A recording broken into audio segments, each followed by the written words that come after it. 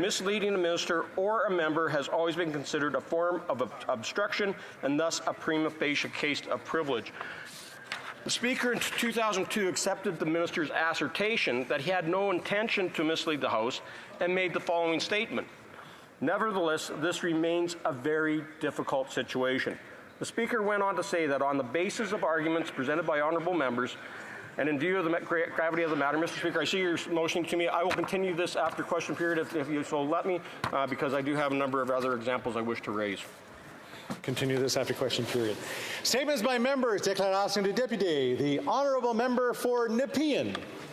Mr. Speaker, during November 17 to 19, the African Development Network, which aims to foster socio-economic development and collaboration between Canada and Africa, organized Impact Diaspora Forum. This brought together Afro-descendant diaspora, global business delegates, Canadian and African policymakers, diplomats, and Canadian entrepreneurs keen on African ventures. Focusing on Canada-Africa trade, the summit aimed to boost economic ties. I was happy to host the conference part on Parliament Hill. Participants included experts and professionals including Dr. Michael Hamala Sidibe, who is African Union Special Envoy for African Medicines Agency and former Under-Secretary General of the United Nations. I would like to recognize the hard work of Andre Azambo and Franklin Ipape, who promoted African Development Network. I am glad that our federal government has provided funding to this organization. Thank you, Mr. Speaker. The honourable member for Mississauga, Erin Mills. Mr. Speaker, everyone has the right to feel safe in their communities. Today I rise to bring awareness to the 16 days of activism against gender-based violence. I know families in my riding who depend on transitional housing, who have endured the cycle of violence. And I also know too many who have lost their lives to gender-based violence. Their stories inform my work and advocacy while also supporting crisis groups in my community like the Armagh House, like Nissa Homes, and the recent expansion of the Safe Centre of Peel to Mississauga. I'm proud to be part of a government that cares deeply about this issue, that built a national action plan to end gender-based violence, invested billions to address homelessness, dedicated housing funds for families fleeing violence, and much more. It's not enough. We must act every day across our society until gender-based violence is no more. Thank you, Mr. Speaker. And I do have to apologize to the honourable member for Saskatoon West for missing him in the order. The honourable member for Saskatoon West. Well, thank you, Mr. Speaker. I rise today, along with the member from Prince Albert, to pay tribute to one of Canada's agricultural leaders who passed away recently. Terry Summick took over the family business called Flexicoil at the age of 21 due to his father's passing. Terry's business skill and ingenuity helped him to grow the manufacturing business into a major Saskatoon company, employing thousands of people over the years. It was so successful that Case New Holland acquired Flexicoil and continues to manufacture planting and seeding equipment in Saskatoon to this day. My colleague and I both had the privilege of working for Terry at Flexicoil and owe much of our work ethic, creativity, and risk-taking to Terry's training and leadership. More than anything, Terry cared about people and investing all that he could into them. His impact lives on in the lives of his direct family and his massive indirect family that he mentored and helped along the way. His impact has also been felt in Canada and around the world through his many charitable endeavours.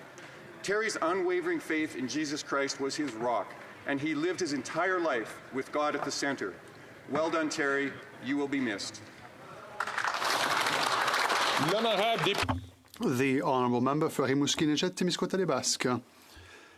Mr. Speaker, the Rimouski Music Conservatoire is celebrating its 50th anniversary this year. Since 1973, the Conservatoire has been igniting and nurturing the musical spark in talented musicians in the Lower St. Lawrence region, a testament to the high quality of the training it provides. Many of its students have gone on to enjoy local, national and even international careers, but above all, our Conservatoire is a music school on a human scale, deeply rooted in the artistic and creative ferment of the Lower St. Lawrence region. It is to highlight this rich relation between the Conservatoire and the regional's cultural community that the festivities are being held under the theme anchored within its community. Thank you to the visionary builders who brought this wonderful adventure to life. Thank you to the teachers and staff who continue to carry this vision forward with passion. And thank you to the students, past and present, who allow the Lower St. Lawrence to shine throughout Quebec and the world. Long live the Rimouski Music Conservatoire. The honourable member from Dartmouth, Cole Harbour. Mr. Speaker, Nova Scotia lost one of its own yesterday. Miles Goodwin of Canada's legendary band, April Wine, has passed away. For decades, Miles and April Wine have ruled the airwaves in Canada. Not a day goes by where Canadian radio doesn't play their classics.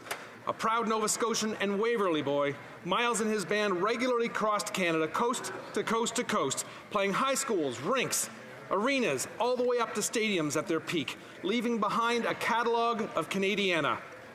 From Say Hello, Rock and Roll is a Vicious Game and Roller, to Just Between You and Me, they've had dozens and dozens of hits that you probably know all the words to, Mr. Speaker. One of the honors of my life was introducing the band in front of thousands of Nova Scotians at Alderney Landing in Dartmouth, Nova Scotia last year. Ooh, what a night. Thank you, Miles, for being an amazing ambassador for Nova Scotia, for all of the music, and for the stacks of vinyl records that I still play and enjoy to this day. Thank you, Mr. Speaker. The honourable member from Saskatoon University. One of the greatest honors of my career was when my colleagues entrusted me to be the 25th Speaker of the Saskatchewan Legislature. The role of Speaker of the House is one of the most important roles in the Westminster democracy. Without the Speaker, this place could not function. And without the trust and support of his colleagues on both sides of the chamber, the Speaker cannot perform his duties. That is why when I looked at what was going on in Ottawa and decided I had to do my part to stop it and entered federal politics, I first resigned my post as Speaker so there would be no hint of partiality, no hint of partisanship, and which could damage the office of Speaker. The decision that the Speaker of the House of Commons made to speak at a partisan event dishonors and damages this chamber. The conduct is simply inexcusable. Defies all long-standing traditions and expectations attached to the high office of Speaker. It cannot be allowed to set a precedence, and this Speaker will have to take steps, real, concrete steps, to mend the trust that he has broke. The honourable member for Yukon. Mr. Speaker, we're watching with horror the tragedies of the ongoing war in the Middle East. Many Yukoners have expressed to me how helpless they feel in such a dire situation, and everyone wants the daily violence to stop. With this sentiment and in the spirit of peace, leaders of our territory's Muslim, Jewish, and Christian communities took action. In true Yukon fashion, compassionate and kind, they organized a fundraiser for Gaza held at the local United Church. Hundreds turned up. Yukoners of many faiths, ethnicities, and backgrounds gathered to share food, to talk, and to listen to local musician Andrea McColman. Over $13,000 was raised and donated to humanitarian relief efforts in Gaza. In the words of one of the organizers, the warmth of Whitehorse was on display in its full splendor on that frigid day.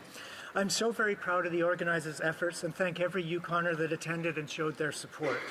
In this terrible time of violence, it was a beautiful reminder that unity is our greatest tool for peace. Yeah. The honourable member for Newmarket, Aurora. Mr. Speaker, I'm pleased to welcome representatives of Lupus Canada here today. Over 1 in 1,000 Canadians are impacted by lupus, but because of its varied symptoms, diagnosis is a time-consuming and challenging process, currently taking 7 years on average. Many patients face challenges in assessing the proper care and getting timely and effective treatment plans. Lupus Canada's mission is dedicated to advancing research, championing advocacy, fostering public awareness, and providing lupus-related education. This mission enables them to effect meaningful change and make a tangible impact for those living with lupus, their families, caregivers, and loved ones. I'm proud that through the Community Services Recovery Fund, this government provided over $100,000 to support Lupus Canada to adapt their operations so they can continue their important mission. To Lupus Canada, thank you for all that you do. The honourable member for New Brunswick Southwest. Thank you, Mr. Speaker. Faith is an important part in the lives of millions of Canadians. The presence of religious symbols and ceremonies in public spaces, particularly during occasions like Hanukkah, Christmas, and many others, has long been a way for Canadians to celebrate the values of our communities. For 2 decades, the menorah has been proudly displayed at Moncton City Hall in partnership with its Jewish community. Yet the mayor of Moncton announced on Friday that it would not happen this year. I urge Mayor Dawn Arnold to reconsider her decision. There is still time to do the right thing. We are seeing a rise in anti-Semitism and hate towards Jews in Canadian streets. This is utterly unacceptable. Now is the time to stand in solidarity with the Jewish people. The spirit of Hanukkah, a festival that celebrates freedom and the triumph of light over darkness, is a reminder of the values that all Canadians share across this country. The honourable member for Richmond Hill. Mr. Speaker, yesterday marked International Day for Persons with Disabilities, a time to recognize their pivotal contribution to Canada and recommit to removing barriers and enhancing inclusion. The Canada Disability Benefit serves as the cornerstone of our government's Disability Inclusion Act plan that will support financial security for those living with disabilities. In our commitment to inclusivity, we've taken the next step in implementing this benefit with the launch of the CBD Regulation Online Engagement Tool, which will give all Canadians the opportunity to have their say in development of the benefits regulations. My office has actively invited community members and local organizations that serves persons with disabilities in Richmond Hill, such as CARE, Open Mind Alliance, and Large Daybreak, to take part in this consultation to help inform the development and design of the benefits regulation. As we commemorate this important day, we must remember that prosperity of our community is reliant on the social and economic inclusion of people with disabilities, and that we must continue to work together to create a Canada that includes everyone. Thank you, Mr. Speaker. The honourable member for Provencher. Mr. Speaker, the Prime Minister is just not worth the cost. Under this Liberal NDP cost-like coalition, Canadians are paying on average 66% of their income just to keep a roof over their head, and in a lot of instances, that's all it is. With the other 34% going to pay taxes for this Prime Minister's reckless and out-of-control spending. Canadians have nothing left for food and other needs, and many are at the risk of losing their homes. It wasn't that long ago that it took 25 years to pay off a mortgage. Under this Prime Minister, it takes 25 years to save up for a down payment. Wow. Under this Prime Minister, the cost of housing has gone up more in the past 8 years than the previous 148 years. That's not surprising, given that he's racked up more than every other single government previous to him combined. Wow. Thankfully, Conservatives have a solution. Rather than Canadians losing their house, why not have an election so Canadians can throw this Liberal government out of this House and elect a Conservative government that will fix what this Prime Minister has broken? The honourable member for Sherwood Park, Fort Saskatchewan. Have you ever known someone who said they'd have your back and then immediately folded under pressure? Who said they'd be there for you and just never was? Canadian workers are discovering that the federal NDP are exactly that. The NDP have the consistency of Alcibiades. The NDP have the strength and steadfastness of a broken felt hat. We've learned that the Stellantis EV battery manufacturing plant in Windsor plans to hire hundreds of foreign replacement workers. EV battery plants will receive more than $40 billion in subsidies. Rather than creating powerful paychecks for Canadians, Liberals are funding foreign replacement workers with hard-earned Canadian taxpayers' dollars. The leader of the NDP initially joined Conservatives in calling for the contracts to be released, but the member for Windsor West has now done a complete 180 and proposed allowing the EV companies and unions to redact the contracts. Just a little Liberal filibustering, and the NDP are quickly looking for the exits. Conservatives will stand our ground, defend workers, and demand the public release of these contracts. What will the NDP do? The honourable member for Halifax West. Today, I would like to congratulate the Honourable Arthur J. LeBlanc on his successful term as the 33rd Lieutenant Governor of Nova Scotia. Appointed to the position in 2017, he is the first Acadian to represent the Crown in the province as well as the first francophone since 1713. His Honour has dedicated more than 30 years to the practice of law, specialising in civil matters. Along with many other notable distinctions, I highlight His Honour's appointment as Queen's Counsel in 1983 and his appointment as a Justice of the Supreme Court of Nova Scotia in 1998. I would like to thank His Honour for his dedication, as well as his wife Patsy, for his dedication to the people of Nova Scotia and for the cultural impact he has had by proudly bearing his Acadian heritage. Thank you so much. Now I'll suggest maybe people to put their headsets on, because the honourable member for Nunavut will be doing this in Inuktitut. The honourable member for Nunavut.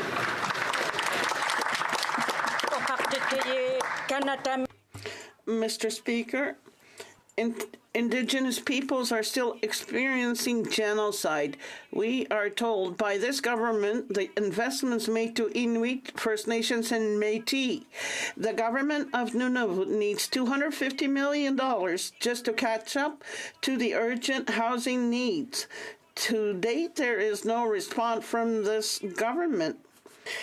The Chiefs of Ontario have said they need $58.9 billion in all operation and maintenance costs.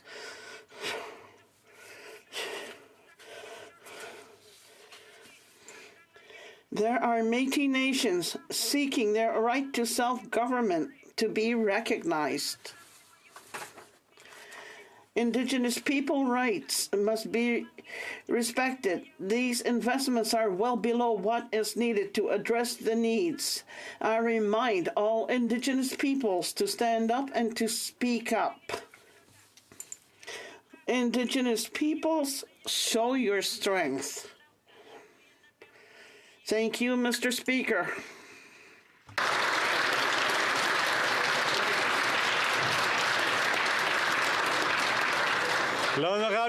The Honourable Member for Beauport-Limoilou. Thank you, Mr. Speaker.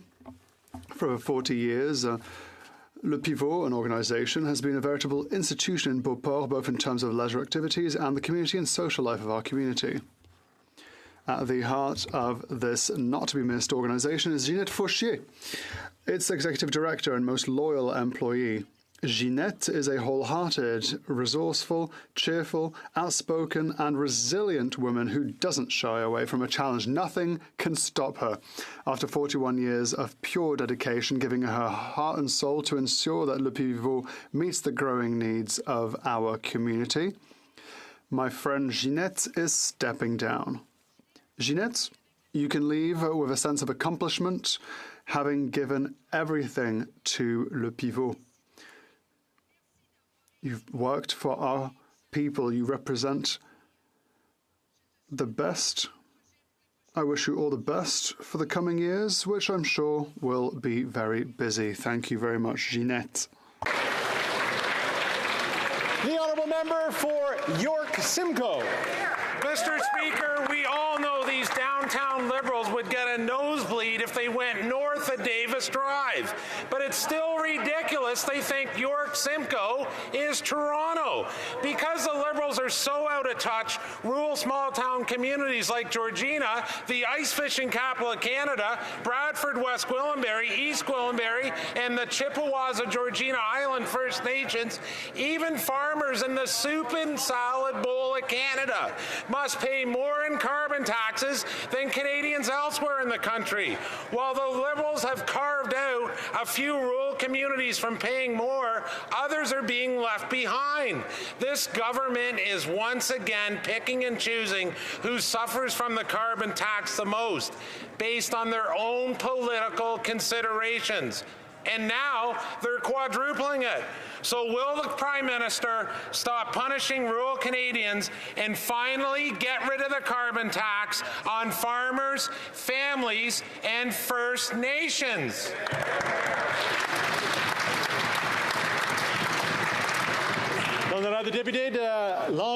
The honourable member for Longueuil-Charlemagne. Tomorrow on Wednesday, the Canadian Association of Fire Chiefs will be in Ottawa for their annual Fire Chiefs on the Hill Days.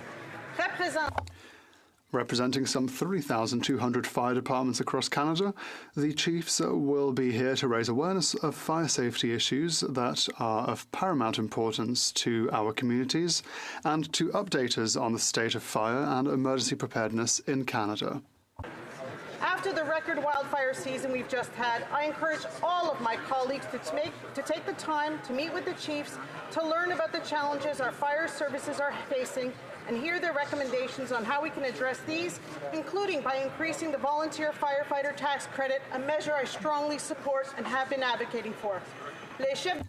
The fire chiefs will also be taking the opportunity to present the results of the 2023 Great Canadian Fire Census. I hope you'll all join me at the CAF reception tomorrow night to welcome our Canadian fire chiefs to the Hill.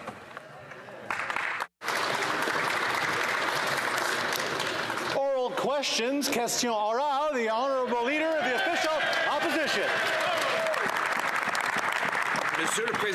Mr. Speaker, for the first time in 60 years, rent is rising faster than salaries. That's according to the Bank of Montreal. After 8 years of this Prime Minister, rent has doubled, mortgage payments have doubled, and down payments have doubled too. Will the Prime Minister finally watch my documentary? It's an unprecedented, very striking, common sense documentary. And will the Prime Minister come up with a common sense plan to bring down grocery prices and build homes that people can afford and can buy?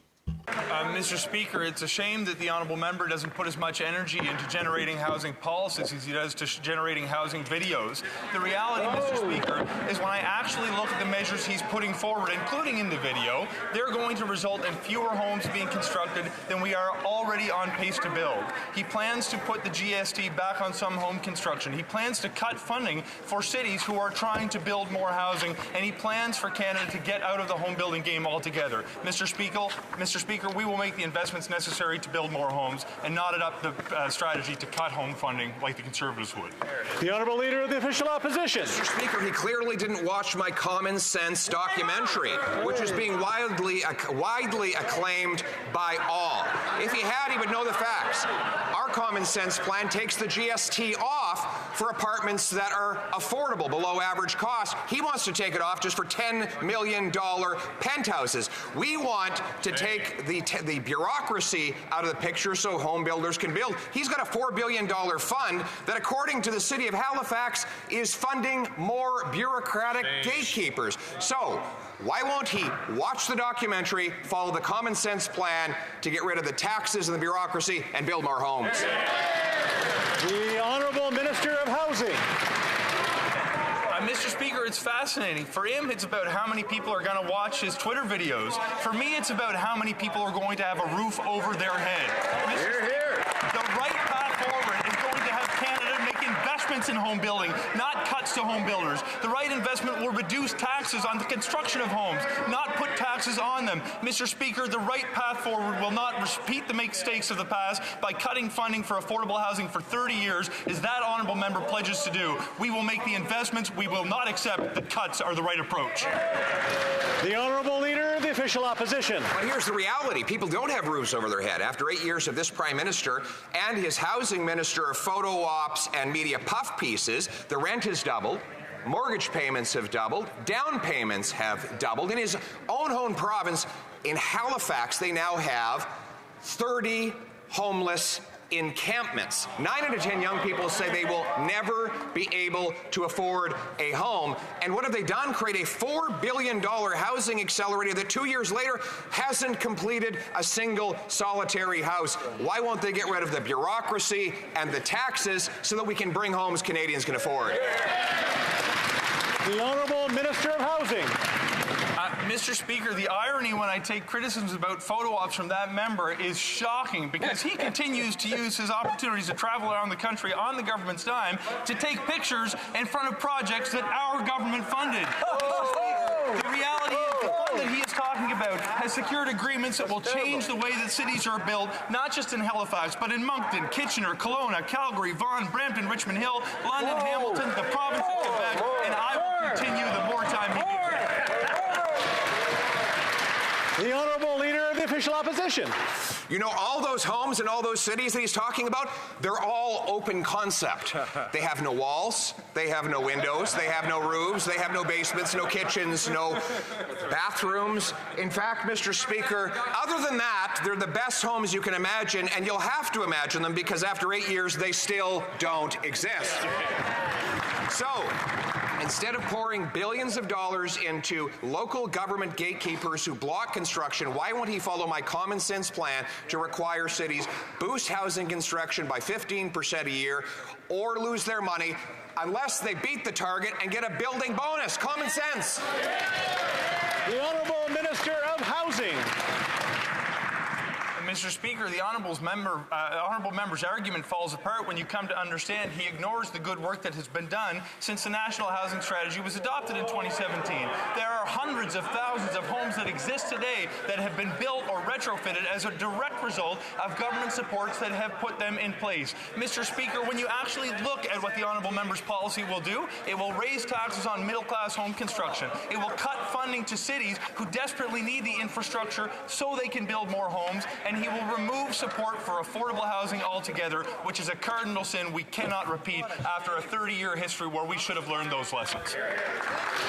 The Honourable Leader of the Official Opposition. A cardinal sin. It's time for that member to make a confession that since 2017, when they brought in this program, housing costs have doubled.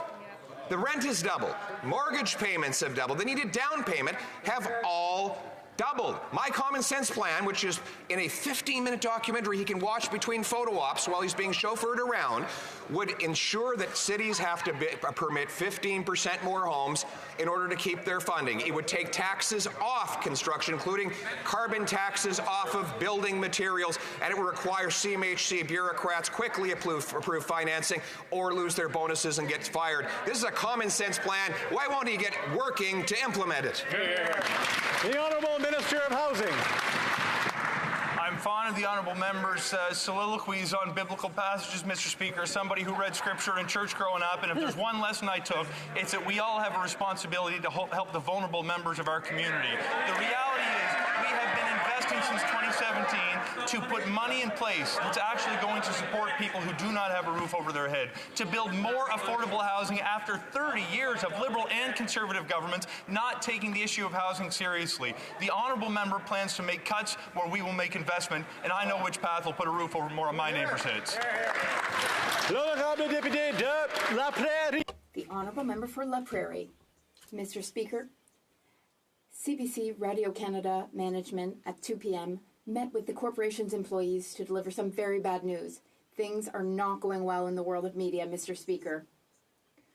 Over 600 jobs are being cut. That's more or less the same news that Québécois announced at the beginning of November. That means that our culture, our sense of belonging to our regions, and the quality of information will all suffer. So here is my first question. How long had the Heritage Minister been aware that these cuts were coming? The Honourable Canadian Heritage Minister. Thank you, Mr. Speaker. I would like to start by saying that my thoughts are with all employees of CBC Radio-Canada who are currently meeting with CBC Radio-Canada management.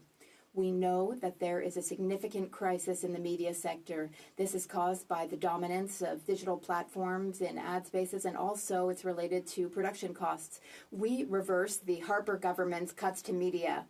We reinvested in our public broadcaster, Mr. Speaker, and the Conservatives may want to block Canadians from accessing our public broadcaster, but we will continue to be here for CBC Radio-Canada, Mr. Speaker. The Honourable Member for La Prairie. Mr. Speaker, Catherine Tate, CEO of Radio-Canada, had her mandate extended by 18 months last June. Her mandate was extended to January 2025. She said that's 18 months to fight disinformation. Well, cutting hundreds of jobs over the next few months means cutting not disinformation, but information. Basically, Ms. Tate is not there to combat disinformation. The government extended her mandate to allow her to move forward to making these cuts. At least that's the impression we're getting. So is this what was intended when her mandate was renewed? Seriously. The Honourable Minister. Mr. Speaker, I remind this House that CBC Radio-Canada is at arm's length from the government, and they manage their internal administration independently. We have always supported media and journalists, CBC Radio-Canada, and all media around the country. That's why we have developed programs to better support them, and that's why we're insisting that web giants pay their fair share here in Canada. That's why last week I was very happy to announce that Google will be contributing $100 million a year indexed to the cost of living. But now we need to do even more to support information and to support our public broadcaster, and we will continue to do so, Mr. Speaker. The Honourable Member for Rosemont-la-Petite-Patrie. Well, it doesn't seem like the Liberals are there for Radio-Canada. Mr. Speaker, the holiday season is just around the corner, and people are wondering what shape they will be in when they get there. As part of Operation Santa Claus, underprivileged children are not asking for Christmas presents, but for food. According to the organizers, it's unprecedented. And that's the extent of the greed and hunger for profits of CEOs who are lining their pockets on the backs of struggling parents. Liberals are doing nothing to curb this greed. Meanwhile, the Conservatives prefer to protect the profits of big corporations. In these difficult times, why are the Liberals letting families down for the benefit of CEOs? The Honourable Finance Minister. Thank you, Mr. Speaker. Thank you for the question. Our government understands that these are difficult times for many families in Canada. That is why our government is here. We are here through the Canada Child Benefit, for example. The Canada Child Benefit helps the least well-off families, helps many Canadian children across the country, and many families. Now, as for taxes, we created a tax for financial institutions to pay for COVID investments. Mr. Speaker, the holidays are coming up and parents are stressed about covering presents for the kids and managing the costs of a turkey dinner. Meanwhile, Canada's biggest grocery chains are making bucket loads of excess profit. While families struggle this holiday season, the Liberals are offering families a lump of coal. No solutions, just words. But the NDP is getting results. We've summoned the grocery CEOs back to testify on food prices, and Sobeys is here today. Will the Minister take this opportunity to put his foot down on unchecked price gouging that's driving up food prices? Hear, hear. The Honourable Deputy Prime Minister and Minister of Finance. Mr. Speaker, our government understands that this is a challenging time for too many families across the country, and that is why we are there to support families. We're there to support them with the Canada Child Benefit. We're there to support them with a historic investment in early learning and childcare. 2.3 million Canadians have been lifted out of poverty thanks to support from our government. And we believe, Mr. Speaker, it is important for the biggest companies to pay their fair share. We think we need to introduce more competition into the grocery sector, and we're doing that with a historic transformation of competition law. Here, here. The Honourable Member for Calgary Forest Lawn. After 8 years of the Liberal NDP government, they plan on quadrupling their carbon tax scam to crush families, farmers, and First Nations further. This Prime Minister is not worth the cost. He refuses to tell his senators to stand down and pass common sense Conservative Bill C-234 to take the tax off our farmers. Even First Nation communities, more than 100, are fed up and taking this government to court over the carbon tax, saying it's disproportionate and an unfair burden to them. When will the Prime Minister take the carbon tax off families, farmers, First Nations, finally? Hear, hear. The Honourable Parliamentary Secretary. Thank you very much, Mr. Speaker. And for the fourth or fifth time, I'd like to remind the Conservatives that the only senators that sit in a caucus sit in their Conservative caucus, and the Senate is in fact independent, Mr. Speaker. And, you know, I would actually like to raise the fact that the Conservatives have had this really troubling trend of bullying, particularly female senators, whenever they're not getting what they want out of the Senate. And that's a real problem, Mr. Speaker. That's a problem for democracy, and they should reconsider how they manage their affairs on Twitter and accusing senators of not advancing their legislation at their whimsy. The Honourable Member for Calgary Forest Lawn. This is coming from the guy that swore at a girl in her DMs. After 8 years, the Liberal NDP government's empty acts of reconciliation are not worth the cost. A recent Auditor General report proved the carbon tax is an unfair burden on Indigenous communities, something that the Chiefs of Ontario reiterated just last week. And you know what, Mr. Speaker? So is this Liberal NDP government, because they still plan on quadrupling this carbon tax scam. When will the Prime Minister take the carbon tax off families, farmers, First Nations, finally? The Honourable Minister Minister of Natural Resources. Mr. Speaker, a price on pollution is an important part of addressing the climate issue in a manner that actually promotes innovation and incentives. But let me read you a couple of things here. I quote, "We recognize that the most efficient way to reduce our emissions is to use pricing mechanisms." I quote, "We will work with the provinces and territories at both the national and state level to develop a trade system for greenhouse gases." Those are the Conservative Party platform from 2008 and 2021. My God, it's the height of hypocrisy in this chamber. Honourable Member for Foothills. A common sense Conservative Bill 234 will save farmers close to $1 billion. But this Prime Minister who is demanding his senators block this bill is not worth the cost. The Keelstra farm in Okotoks paid $180,000 in carbon taxes this year. When the Prime Minister quadruples that tax, it'll be $480,000 just in carbon taxes. There is no way when 2 million Canadians are relying on food banks that we cannot afford to have affordable, nutritious, Canadian-grown food. Will the Prime Minister finally remove the carbon tax from families, farmers, and First Nations? The Honourable Minister of Agriculture. Mr. Speaker, being a farmer, I fully understand how important it is to take care of the soil and to take care of the environment. Our party has a plan for the environment. My honourable colleague's party does not have a plan for the environment. Quite simply, we're able to make, with our plan, millions of dollars in British Columbia to help farmers innovate, increase their production, and make sure farmers remain on the cutting edge. We have and will continue to do that, Mr. Speaker. The Honourable Member for Foothills. I agree with the Agriculture Minister. Our plan is definitely not to bankrupt farmers and continue to make food unaffordable. Canadian farmers are struggling under punishing input costs like the carbon tax. In fact, often the carbon tax costs them more than the natural gas they use.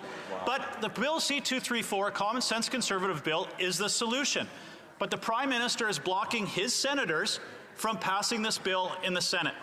Will the Prime Minister follow his 2001 campaign and pass it forward and let this bill pass the Senate and finally take the carbon tax off farmers, families, and First Nations? Hear, hear.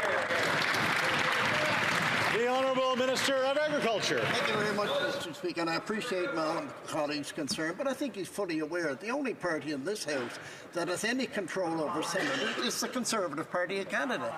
We do not have senators in our party. And there was some talk of harassment in the Senate. We're not involved in harassment. What we want to do as a government is make sure we make farmers innovate, produce more product, and be more profitable. We have and will continue to do that, Mr. Speaker. Just want to say, the Honourable Member is right here next to me. I can't hear him at all.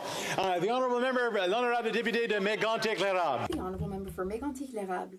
After 8 years of this Prime Minister, people are desperate about their future.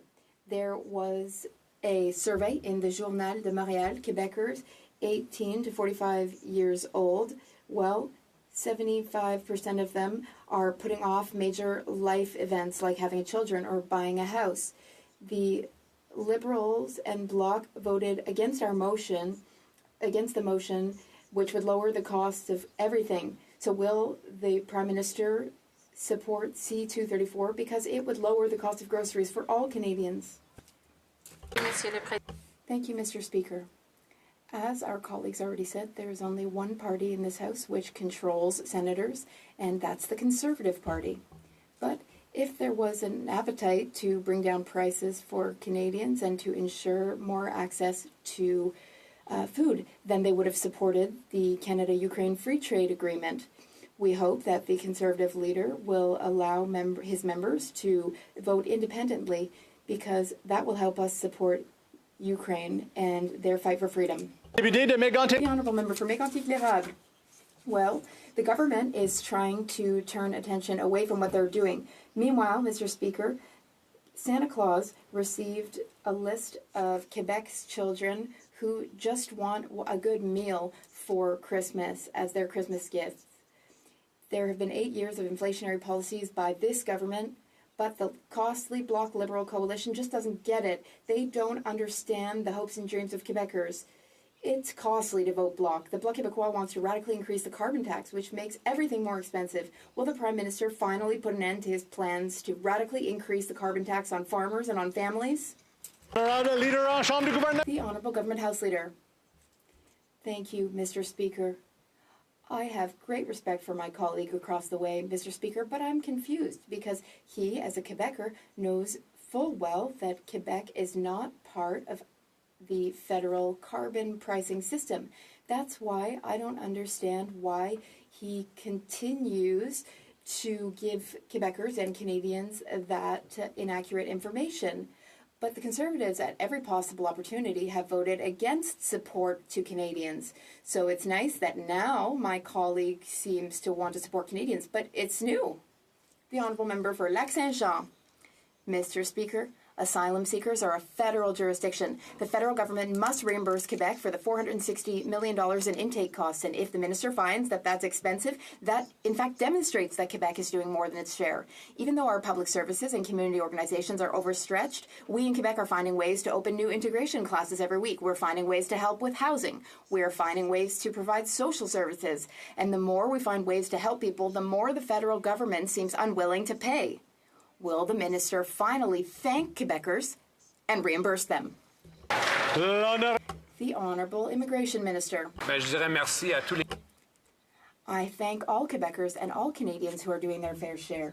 The member across the way knows that we have a special agreement with Quebec with $700 million for Quebec, and that investment is for French language classes and for integration. And I have a meeting with my counterpart on Friday, and I'd be happy to discuss it with my counterpart. The Honourable Member for Lac-Saint-Jean. Well, Mr. Speaker, for it to be a shared jurisdiction, the minister would first have to do something, because he's not just refusing to pay. He's refusing to ensure that asylum seekers don't have to wait centuries to receive work permits. He's refusing to ensure that the Refugee Board review claims in a timely manner.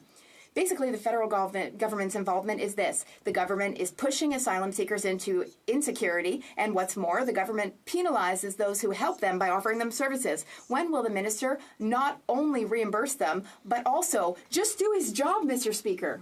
The Honourable Immigration Minister. I am doing my job. It's a job that's very important and one that I love. Now, there are challenges. For example, significant migration flows around the world. There are 100 million displaced people around the world, and Canada has record levels too. But over the past few years, we have made progress. We have reduced backlogs and delays, and I think that, yes, there are challenges, but Canada and Quebec can face those challenges. The Honourable Member for Lac-Saint-Jean. Well, Mr. Speaker, Quebec is doing everything and the federal government is doing nothing. That's quite a way to share responsibilities, isn't it? Quebecers welcome half of Canada's asylum seekers and they pay 100% of the bill instead of Canadians. The minister says that he's not an ATM. Well, I have some news for him, Mr. Speaker. Quebecers aren't ATMs either. Quebecers will continue to do their part and then some to welcome asylum seekers. We just don't want to be the only ones doing so. The minister keeps saying that he's going to meet with his Quebec counterpart. I'd like to make a suggestion, Mr. Speaker. I suggest that he bring his checkbook to the meeting. The Honourable Minister.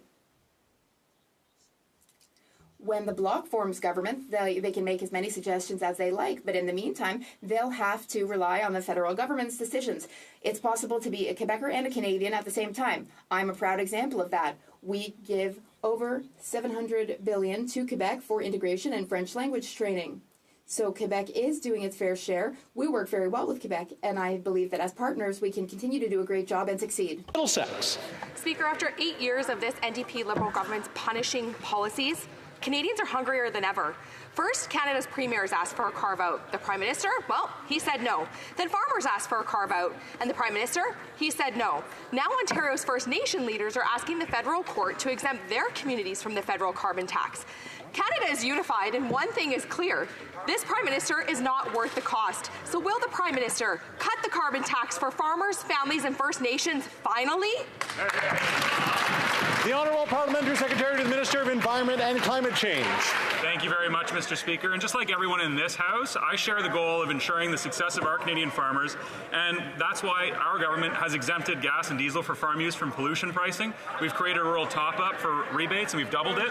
We've directly returned the proceeds collected in proportion to the amount collected. We've also returned $120 million to farmers in the last year. In addition to that, $500 million in R&D for new technologies to make sure that grain drying is less and less emitting. Thank you, Mr. Speaker. The Honourable Member Len Kent Middlesex. It's almost like these Liberals think that farmers haven't had it so good and Canadians haven't had it so good, but they're struggling to put food on their tables and afford food.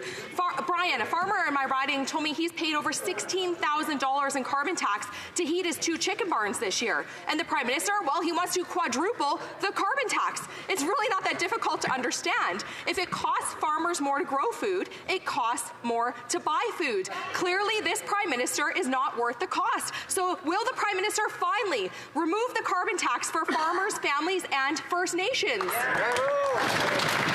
The Honourable Minister of Agriculture. Thank you very much, Mr. Speaker. What farmers and ranchers cannot understand is why her party does not have a plan for the environment. I can tell my honourable colleague that we do have a plan for the environment. We are working with farmers and ranchers, and that's why we're able to make announcements like in Manitoba a couple of weeks ago to announce living labs. This gives an opportunity for scientists, farmers, and industry itself to work together to make sure we keep farmers on the cutting edge. Mr. Speaker, we have and will continue to make sure farmers remain on the cutting edge. L'honorable député de Louis Saint-Laurent. The Honourable Member for Louis Saint-Laurent. Mr. Speaker, after 8 years of this Liberal government, Canadian children are asking not for Tonka trucks for Christmas, but rather for food. That's what Canada is now after 8 years of this Liberal government. And food comes from agriculture. Bill C-234 is currently being blocked by senators appointed by this Liberal Prime Minister. And now the Bloc Québécois, which voted for the bill, is supporting senators delaying its passage in the Senate. It's expensive to vote for the Bloc. Will the Prime Minister finally cancel his plan to radically increase the carbon tax on farmers and on families? Will he cancel it once and for all? Honourable Secretary Parliament. The Honourable Parliamentary Secretary. Thank you, Mr. Speaker. Well, in fact, Canada, like many countries around the world, is dealing with the impacts of inflation, and Canadians are feeling those impacts. During our time in government, we have taken action to support Canadians. For example, the Canada Child Benefit, which lifted many Canadian children out of poverty, and we continue to take action like that. Thank you, Mr. Speaker. CEOs raked in billions of profits as they jacked up prices for Canadians just trying to put food on the table. And what did this Prime Minister do? Nothing. And now Sobeys workers in Halifax are on the streets demanding fair wages so they can afford to buy the food that they sell. Sobeys CEO, who makes $6.8 million a year, has insulted their workers with a 5-cent raise per hour, a nickel. So, what is this government doing to tackle the corporate greed that is exploiting workers from coast to coast? The Honourable Deputy Prime Minister, Minister of Finance. Mr. Speaker, our government absolutely believes that everyone in Canada needs to pay their fair share. That's why we have permanently increased corporate income tax on financial institutions by 1.5%. That is why we implemented a COVID recovery dividend of 15%. And that is why, Mr. Speaker, we are introducing historic changes to competition law in Canada. These will increase competition, particularly in the grocery sector. That is going to help Canadian families from coast to coast to coast. The Honourable Member for Vancouver East. Canadians with loved ones in Gaza have spent many sleepless nights worrying about their families as the humanitarian crisis worsens. UNICEF now calls Gaza the most dangerous place for children in the world. Today, the NDP joined with a coalition of Palestinian families and community groups to call for special immigration measures so that people in Canada can reunite with their loved ones. The Australian government is already doing it. Canada must do the same. Will the Liberals immediately enact special immigration measures to include extended family members of Canadian citizens and permanent residents from Gaza? The Honourable Minister of Foreign Affairs. Speaker, I agree that that Gaza is one of the worst places to live in the world right now, and we're very preoccupied by the fact that many children, and too many women have lost their lives. I met with many humanitarian groups earlier today to share my concern and to hear their thoughts on how we can make sure that Palestinian civilians are protected. And meanwhile, I must say that we are extremely happy that 130 Canadians were able to cross Rafah last night and are now back in Egypt heading towards Canada. Thank you. The honourable member for Aurora, Oak Ridges, Richmond Hill. Mr. Speaker, on this 10th day of the 16 days of activism against gender-based violence, it is crucial to highlight the crisis of missing and murdered Indigenous women and girls and 2S LGBTQI plus people is ongoing. And with the magnitude of this national tragedy, we must continue to work together on a comprehensive response to address its root causes and the need for accountability.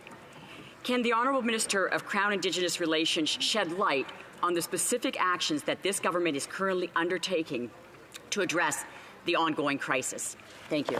The Honourable Minister of Crown Indigenous Relations. Mr. Speaker, I would like to thank the member for her hard work and her advocacy.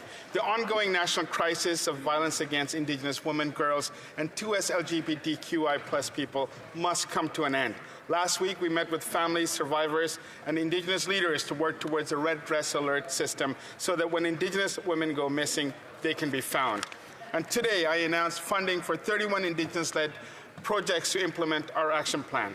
This includes funding to enable the Ontario Native Women's Association to better support families. We are working in partnership right across Canada to address this crisis, Mr. Speaker.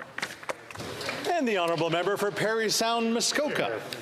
Mr. Speaker, after 8 years of NDP Liberal borrowing and spending, this Prime Minister is just not worth the cost. 90% of Canadian mortgages up for renewal in the next 2 years are at fixed interest rates of about 3%. Today, there are 3 million Canadians about to head to renew their mortgages, and they're facing rates of up to 7%. The Bank of Canada Governor has confirmed that excessive government borrowing and spending is driving these rate hikes. So when will the Prime Minister end the inflationary spending, balance the budget to lower rates so that Canadians can afford to eat, heat, and keep their homes? The Honourable Deputy Prime Minister. Mr. Speaker, I am glad that the member opposite has asked a question about mortgage renewals because it gives me an opportunity to be sure that all Canadians know about the Canadian Mortgage Charter, which we published in the Fall Economic Statement a couple of weeks ago. The Canadian Mortgage Charter gives Canadians who are facing a mortgage renewal a clear sense of what they have the right to ask their bank to do in terms of tailored support. It's providing Canadians with relief right now, and I urge everyone to take a look. The honourable member for Parry Sound, Muskoka. Well, I can bet that their mortgage charter and any other photo ops and PR stunts they do are about as useful as Monopoly money, but more Liberal vanity projects and PR campaigns clearly aren't going to fix the fiscal mess that this Liberal NDP government has caused over the last 8 years. Canadians headed to renew their mortgages are facing double the payments. And they're about to find out that this Prime Minister is just not worth the cost. So when? I ask when? When will the NDP Liberal government stop the inflationary spending, balance the budget, lower rates, so that Canadians can afford to keep their homes? The Honourable Deputy Prime Minister and Minister of Finance. Mr. Speaker, as I think everyone in this House knows, Canada has a AAA rating and the lowest debt and deficit in the G7. It is also true, Mr. Speaker, that our government invested in Canadians during COVID, and we were proud to do so. We supported 9 million Canadians with CERB.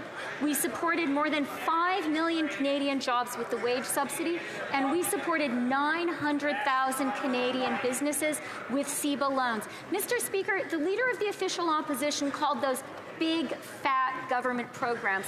I call those life rafts for Canadians when they needed them the most. The honourable member for Costa Bay Central Notre Dame. Mr. Speaker, after 8 years of this NDP-backed Liberal Prime Minister, the cost of homes and rent is doubled. Mr. Speaker, it's so bad in St. John's that one man ignored his bail hearing so that he could be sent to jail instead of spending a cold, wet, homeless winter on the streets. When petty criminals choose dilapidated jail cells like those at Her Majesty's Penitentiary over homelessness, it's clear that this Prime Minister is just not worth the cost. So will the Prime Minister commit to ending the homeless crisis, or does he take pleasure in seeing people choose jail over homelessness? The Honourable Minister of Housing. Mr. Speaker, I don't think any member of this House of any party takes any pleasure in seeing anyone in this country live on the street, and it would be a shame if the honourable member were suggesting that was the case.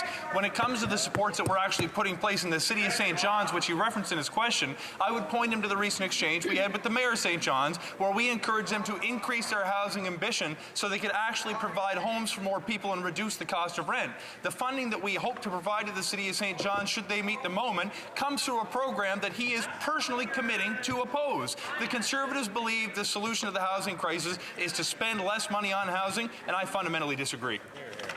The Honourable Member for Kelowna, Lake Country. Well, Mr. Speaker, inflation is caused by the Prime Minister's deficit spending. The Bank of Montreal's chief economist explained that inflation is the new villain, fueling the fires of Canada's housing hell. Rents have skyrocketed 8.2% year over year, the fastest pace since 1983. Rents are up, mortgages are up, inflation's up, interest rates are up. This Prime Minister is just not worth the cost. After 8 years, when will this NDP Liberal government stop their deficit spending so people can keep a roof over their head? Thank you. The Honourable Deputy Prime Minister. Mr. Speaker, let's talk about some facts and reality. The reality is Canada has the lowest deficit and the lowest debt to GDP ratio in the entire G7. The reality is that when you listen to the objective economists whose job is to judge our fiscal position, the ratings agencies, we have a AAA rating. And you know what, Mr. Speaker? We made the necessary investments to support Canadians. That's by 1.1 million more jobs in Canada than before COVID, while our economy is more than 104% bigger than it was before COVID, Mr. Speaker. The Honourable Member for Rivière-des-Mille-Îles. Mr. Speaker, for months we've wanted to know who interfered in the competition for the Afghanistan Mission Monument, who overruled the jury to oust Quebec's Daou team. Well, documents obtained at committee confirm that the Prime Minister's office interfered. In May 2022, PMO organized a meeting with departments to discuss the competition. Then in July, PMO lobbied, but the officials were against the idea of bypassing the jury. Why did PMO interfere in the competition to make sure the Daou team lost? The Honourable Minister of Veterans Affairs. Thank you, Mr. Speaker. Thanks very much. I'd like to thank my colleague for his important question. Mr. Speaker, the creation of the Afghanistan Monument will recognize the commitment of Canadians who served in that mission.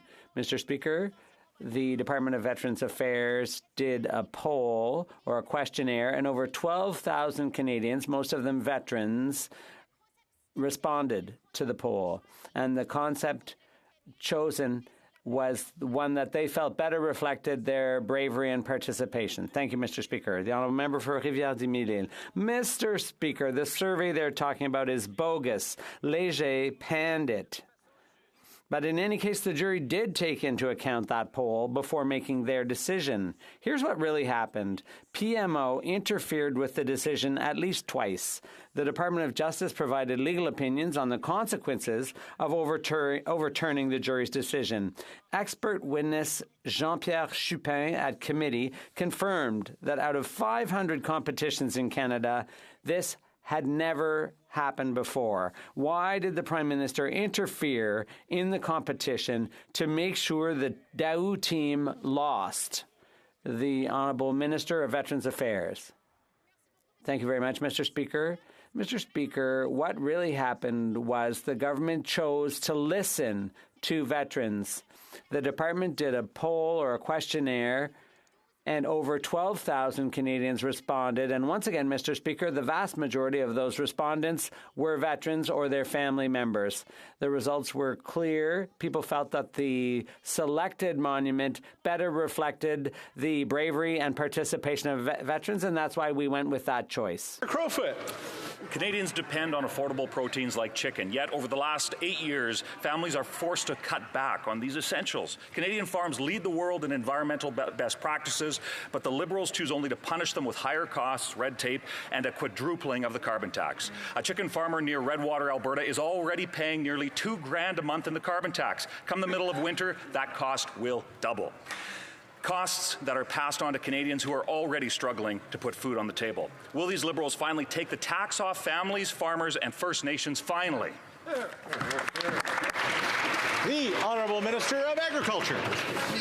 Speaking with farmers across the country, one of the biggest concerns they have is why the opposition party does not have a policy or a plan to deal with the environment. Chicken farmers understand very well, like every other farmer, you need to have a plan. We have to deal with the environment. And because we do have a plan for environment, we're able to assist chicken farmers. We're able to make sure the supply management system remains in shape. You can tell, my honourable colleague, Mr. Speaker, can tell his chicken farmer that we will make sure that supply management remains strong. The Honourable Member for Battle River Crowfoot. Mr. Speaker, it is unbelievable how out of touch that Ag Minister is.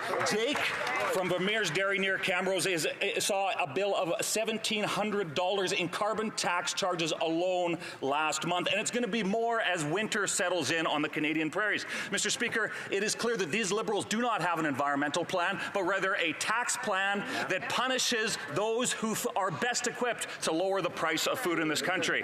Mr. Speaker, my question is simple. Will those Liberals tell their Liberal-appointed senators to pass common-sense Conservative Bill C-234 to axe the tax so farmers can feed our people? The Honourable Minister of Agriculture. I appreciate my honourable question, and my office has been in regular contact with the farmers you spoke about. The operation has benefited from several of our government programs, including the BRM program and funding through the Climate Action Incentive Fund. We will continue to support large operations in the country, and we will continue to work with small agricultural operations in this country to make sure both operations succeed and expand. The Honourable Member for Portneuf-Jacques-Cartier. Mr. Speaker, can this government listen to common sense? They've been in power for 8 years. Can't they get out of their bubble and pay attention to the real world? It's expensive to vote for the Bloc. Here's another example. With Bloc complicity, the Liberals are blocking Bill C-234, which would give a break to our farmers and, by the same token, Canadian families. Will the Prime Minister put an end to his plan to radically increase the carbon tax on the backs of our farmers and Canadian families, Mr. Speaker? The Honourable Parliamentary Secretary to the Minister of the Environment. Thank you, Mr. Speaker. Unfortunately, it's important for me to say once again that there is no federal carbon tax in Quebec for farmers or for the public.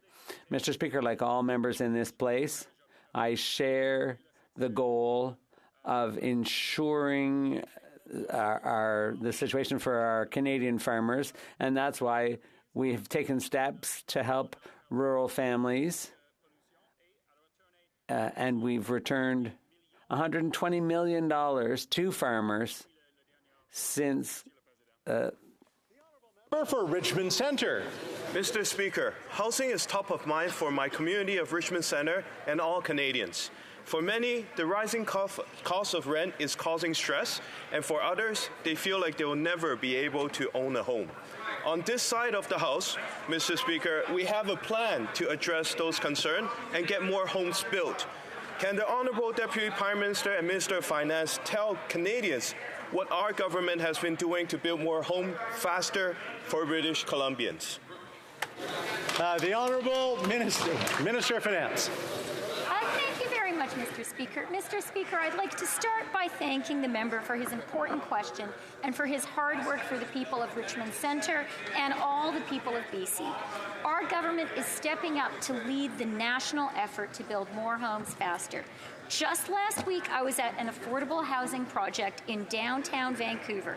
That project next May will begin welcoming its first residents into 231 beautiful new affordable rental homes. And that is less than 3 years after shovels first went into the ground. We're going to keep on working to build more homes faster for Canadians, Mr. Speaker. The honourable member for South Shore St. Margaret's. After 8 years, the NDP Liberal government has turned their backs on Canadian labour. The government is bringing in 1,600 taxpayer-funded foreign replacement workers for the battery assembly plant in Windsor. That's $40 billion or $3,000 in taxes per household. Conservatives have been consistently demanding the release of these contracts publicly, but the NDP have flip-flopped and are working with the Liberals to keep the contracts secret, to hide these bad contracts. When will the Liberals and the NDP stand up for Canadian auto workers and release the contracts? The Honourable Parliamentary Secretary.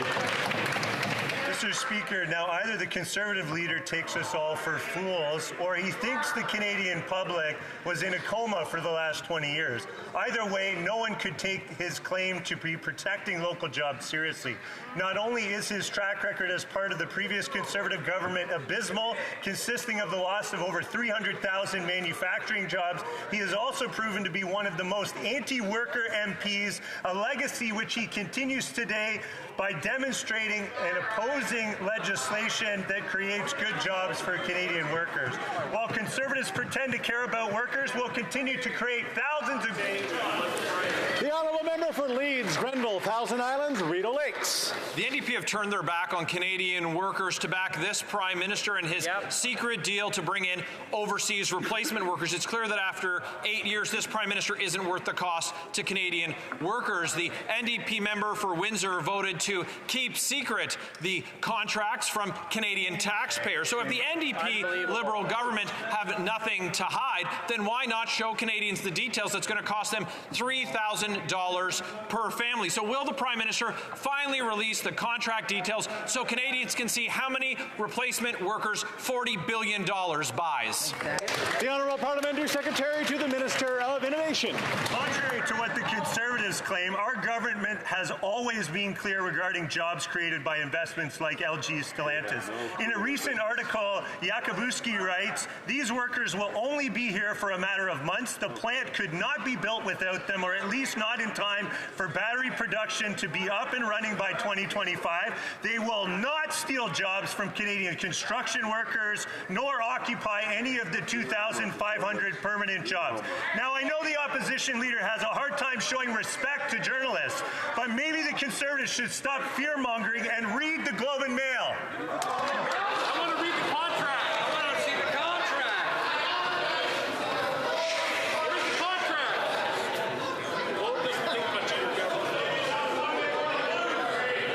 We were doing so well right to about there.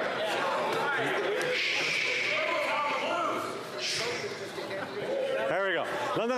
The honourable member for Montmagny-Lillet, Kamouraska, Rivière-du-Loup. Mr. Speaker, after 8 years of this government, we all know that cover-ups have become their trademark. At the Government Operations Committee, the Liberals filibustered for hours to avoid disclosing the contracts with the battery plants. And we know what they're afraid of. From Stellantis in Ontario to Northvolt in Quebec, this Prime Minister has poured billions into temporary replacement workers. He's just not worth the cost. Will he finally set the record straight for Canadians and make the contracts public? The Honourable Government House Leader. Thank you, Mr. Speaker. As my honourable colleague knows full well, committees are independent. They make their own decisions. But when it comes to investing in Stellantis, the Conservatives were in favor because that's 250,000 jobs in Windsor. And what the local union head says is that what the Conservatives are doing is actually jeopardizing these investments. Thank you, Mr. Speaker. The honourable member for Calgary Skyview. Mr. Speaker, last week Dow Chemicals announced a multi-billion-dollar investment in Alberta. While the Conservative members from Alberta voted against the policies that helped us land this job-creating deal, Liberals still made it happen. If they were in power... Order. Yelling at us. A lot of yelling there. Let's just keep the volume down so the honourable member can ask the question. The honourable member of Calgary Skyview. If they were in power, the climate science denying Conservatives would squander these investments with their alternative facts-based agenda. Can the Minister of Energy and Natural Resources update this House on how my home... Okay. The Honourable Minister. Thank you, Mr. Speaker. I would like to thank my colleague for his consistent advocacy for Alberta and Albertans. Mr. Speaker, any relevant and credible plan... Turn my own microphone on here. Order. Order.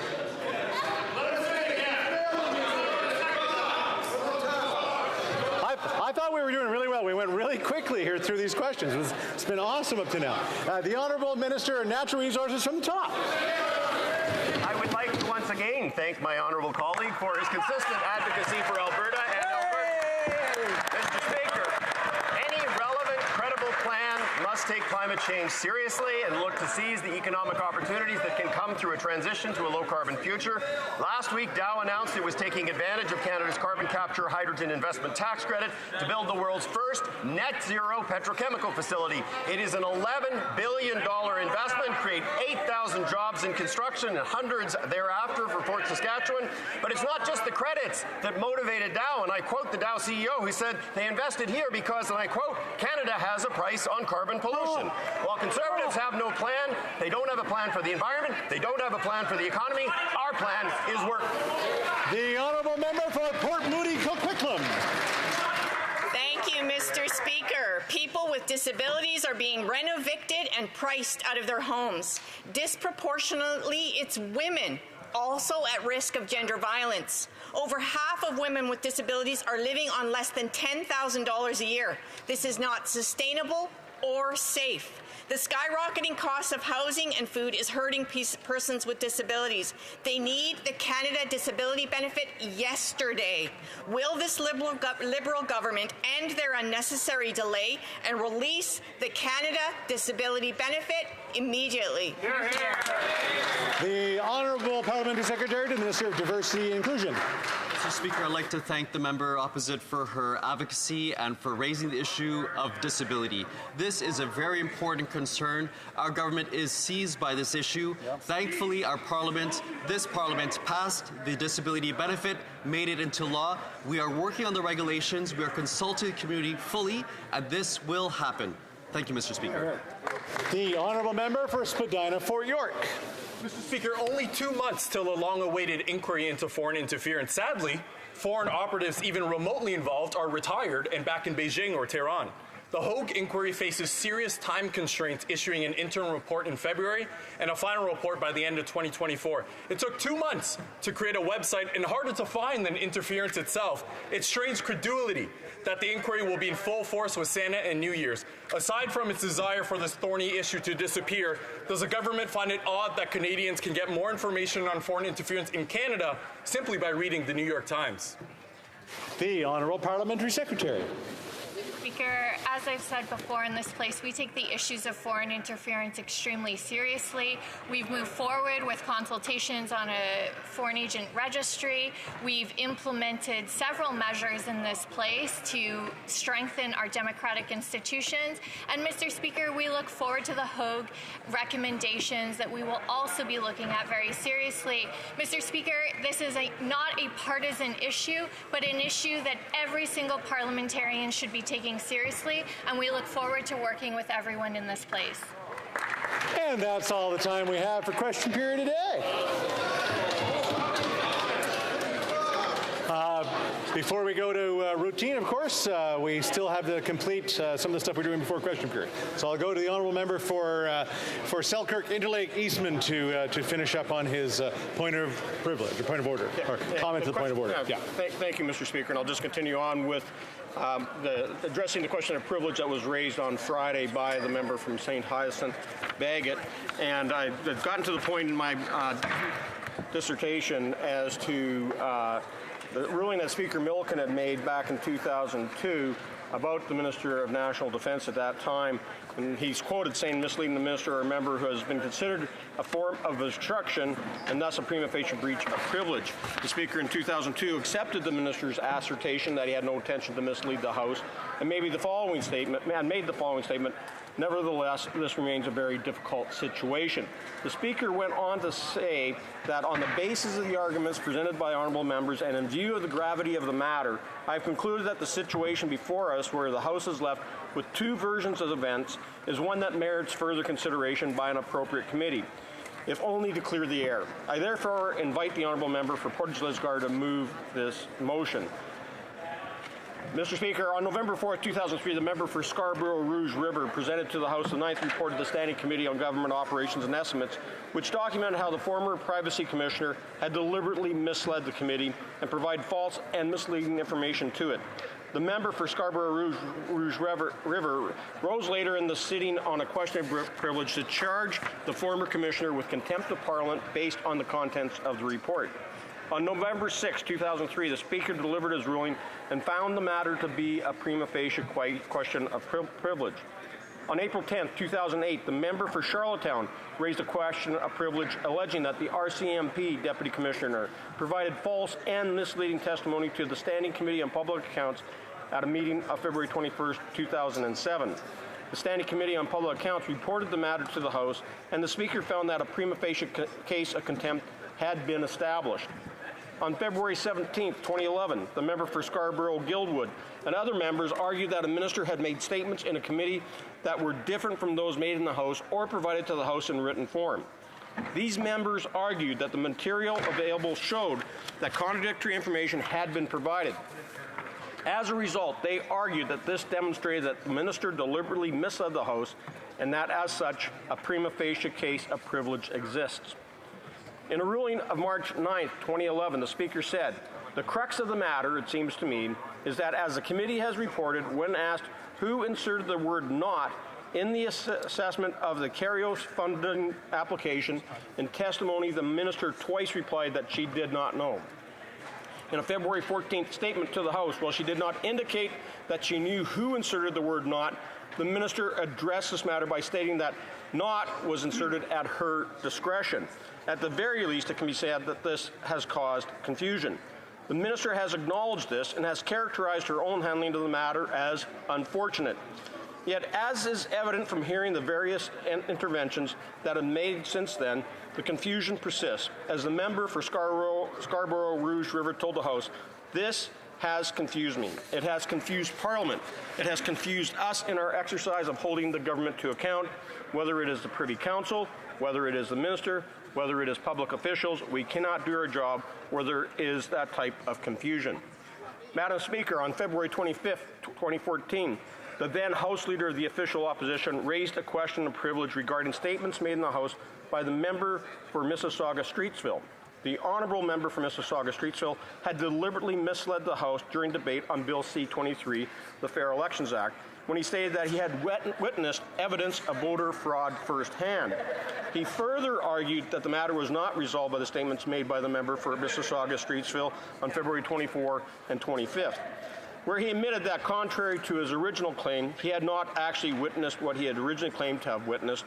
In his view, this was not a simple case of someone misspeaking. He argued rather that was a case where the member deliberately chose to take something he knew not to be true and present it as eyewitness evidence, something so egregious it constituted contempt. On March 3rd, the Speaker delivered his ruling citing that Speaker Milliken was faced with this in February 2002 when the then Minister of National Defence, Art Eggleton, provided contradictory information to the House. In a ruling on a question of privilege raised about the contradiction, Peter Milliken stated on February 1 at page 850 8,581 of debates, I am prepared, as I must be, to accept the minister's assertion that he had no intention to mislead the House. Speaker Milliken went on to conclude, in keeping with that precedent, I'm prepared to accord the same courtesy to the member from Mississauga-Streetsville. At the same time, the fact remains, Madam Speaker, that the House continues to be seized of completely contradictory statements. This is a difficult position in which to leave members who must be able to depend on the integrity of the information with which they are provided to perform their parliamentary duties. Accordingly, in keeping with the precedent cited earlier, in which Speaker Milliken indicated that the matter merited further consideration by an appropriate committee, if only to clear their error, I'm prepared in this case for the same reason to allow for the matter to be put to the House. On November the 3rd, 1978, the member for Northumberland Durham raised a question of privilege and charged that he had been deliberately misled by the former Solicitor General. The member had written in 1973 to the Solicitor General, who assured him that as a matter of policy, the RCMP did not intercept the private mail of Canadians. On November 1st, 1978, during testimony before the MacDonald Commission, the former commissioner of the RCMP stated that they did indeed intercept mail on a very restricted basis and that the practice was not one which had been concealed from ministers. The Speaker ruled on December 6, 1978 that there was indeed a prima facie case of contempt. Now, Madam Speaker, go back to the original question that was raised by the member for St. Hyacinthe Bagot. He said on November 4th that he had been told by the Parliamentary Secretary to the Minister of National Defence that a decision had not yet been made in answer to a question that he had here on November 21st about the replacement of our CP-140 Aurora aircraft. The Parliamentary Secretary said, and I quote, Mr. Speaker, I agree with the Honourable Member. We need to replace the CP-140 Aurora patrol aircraft. However, we need to replace them with something that will serve the operational capability of the armed forces. No decision has been made yet. Now, Madam Speaker, the Parliamentary Secretary's second answer was even more specific, and she said, and I quote, Mr. Speaker, I want to be very clear today, no decision has been made. Now, a few days later, on November 28th, in an answer to questions from that member, the Minister of Public Services and Procurement said, and I quote, I thank our colleague for acknowledging the expertise of aerospace workers not only in Quebec but also in Canada. That is why the decision we'll soon be making is an important one.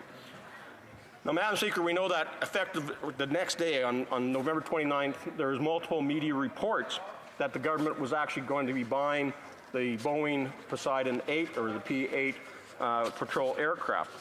Quoting Global News, it said sources who are not authorized to speak publicly on the matter said that last week, which was November 23rd, Cabinet greenlit the purchase of 16 P-8A Poseidon surveillance aircraft to replace the half-century-old CP-140 Auroras.